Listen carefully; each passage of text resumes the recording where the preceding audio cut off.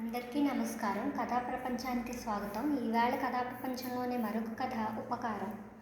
Africa చాలా పెద్ద దేశం. అక్కడ మహారణ్యాలు, వాటిలో సింహం, వ్యాఘ్ర, బల్లూకాది క్రూర మృగాలు విశేషంగా ఉన్నాయి. చర్మాల కోసం చాలామంది అక్కడ సింహాలను వేటాడుతూ ఉంటారు. వేసవిలో ఏనుగులు దాహం తీర్చుకునే నిమిత్తం వెళ్లే దారులలోని వేటగాళ్లు పెద్ద పెద్దల గోతులు తీస్తుంటారు. ఆ గోతుల్లోని నలువైపులా ఆకుల అలములతో కప్పి ఉంచుతారు. ఆపై ఆ గోతిని చిన్న చిన్న కర్ర ముక్కలతో, కొమ్మలతో, రెమ్మలతో మూసి ఉంచుతారు.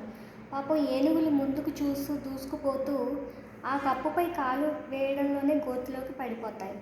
ఏనుగులను పట్టుకునేవారు తమ పెంపుడు ఏనుగుల సహకారంతో ఆ గోతికి మరోవైపు దారి చేసి ఆ ఏనుగును పట్టి పైకి తీసుకొస్తూ ఉంటారు. అలా పట్టిన ఏనుగును చాలా కాలం తిండి తిప్పలు లేకుండా ఉంచి బలహీనం చేసివేస్తారు. ఆపై గోతి నుండి పైకి తీసే వేళలో అట్టి ఏనుగు కోలాహలం చేయకుండా సునాయాసంగా బయటకు వస్తుంది. ఆకలితో గిలగిల్లాడుతున్న ఏనుగుకు ఆహారం ఇవ్వడానికి ఒక వ్యక్తి వెళ్తాడు. ఆహారం ఇచ్చే వంకతో వెళ్ళే ఆ వ్యక్తి పదే పదే రావడం వల్ల ఏనుగు అతన్ని గుర్తుపడుతుంది. క్రమక్రమంగా అతడే దానికి అన్ని విద్యలు నేర్పుతూ ఉంటాడు. క్రమశిక్షణ పూర్తి అయిన తర్వాత వారు దాన్ని విక్రయిస్తారు. ఎన్నో పర్యాయాలు ఏనుగులను పట్టుకోవడానికి తవ్వే గోతుల్లో అడవి జంతువులు రాత్రి వేళల్లో పడిపోతూ ఉంటాయి. ఏనుగులను పట్టేవారు ఓసారి వాటి కోసం ఆఫ్రికా అరణ్యంలోనే ఒక పెద్ద గోతిని తవ్వి అన్ని ఏర్పాట్లు చేసి ఉంచారు. రాత్రివేళ ఓ సింహం అందులో పడిపోయింది.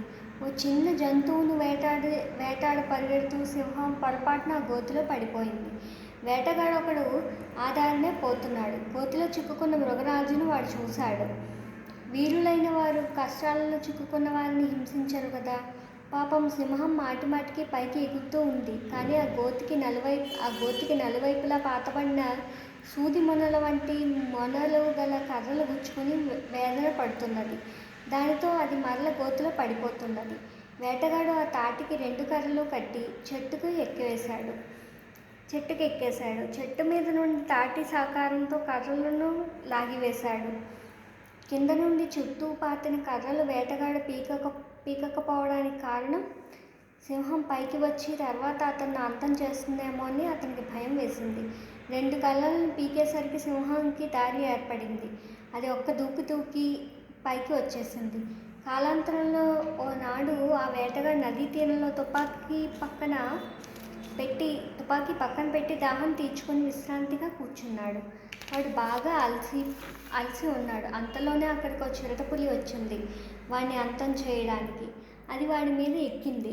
దానితో మెలకువ వచ్చి వాడు గజగజ వణికిపోతూ పాపం వాడు భయకంపితుడై అరవలేకపోయాడు.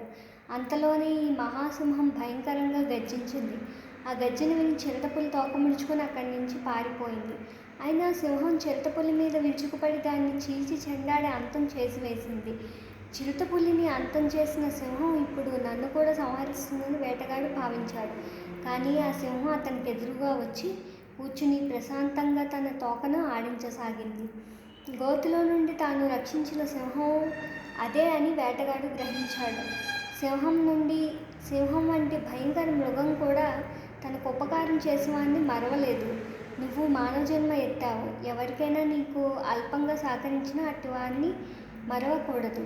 ఉపకారం చేసిన వారికి ప్రత్యుపకారం చేయ సర్వదా సంసిద్ధుడవై ఉండాలి. సమాప్తం.